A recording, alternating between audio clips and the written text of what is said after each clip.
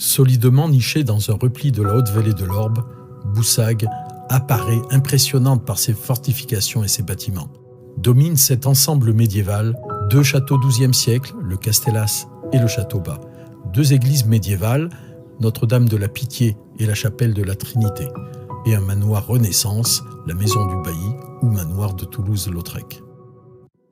Le château haut, dit le Castellas, est le premier château de Boussagues, mentionné dès 1117, lorsque le seigneur d'Éoda le cède en alleu à Bernard Hatton, vicomte de Béziers. Ce château suffisait pour contrôler la haute vallée de l'Orbe. Le donjon quadrangulaire est le point de départ des fortifications. Celles-ci connurent plusieurs développements successifs, constituant le bourg castral. Le château bas. Bâti au bord d'une falaise de grès, le château bas remonte à la fin du XIIe siècle, sous le terme de Domus Nova, puis à nouveau en 1218 sous le nom de Castronovo di Bosiassis. Ce second château est conçu comme une résidence pour les seigneurs locaux. Son développement rapide témoigne de l'existence de plusieurs co-seigneuries à Boussagues de par sa complexité et ses constructions successives.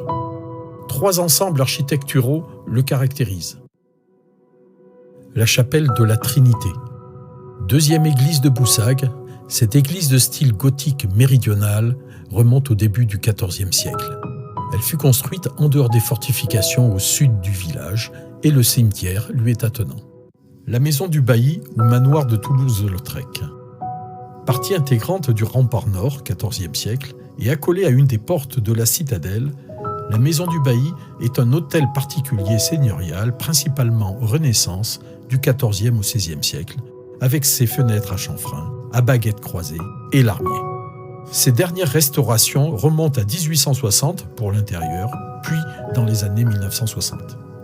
Elle est constituée de 2 étages et combles. L'église primitive de Boussagues remonte au XIIe siècle et fut construite hors les murs du noyau du bourg castral. Les fortifications la rejoignirent après plusieurs siècles. Le bouleversement climatique du XIVe siècle est à l'origine de l'effondrement de la nef. Elle fut vite reconstruite et agrandie. Rehaussement de l'abside par une chambre d'observation, construction du clocher-porche. La nef, quant à elle, a été doublée de longueur et reconstruite avec un axe de 10 degrés par rapport au chœur.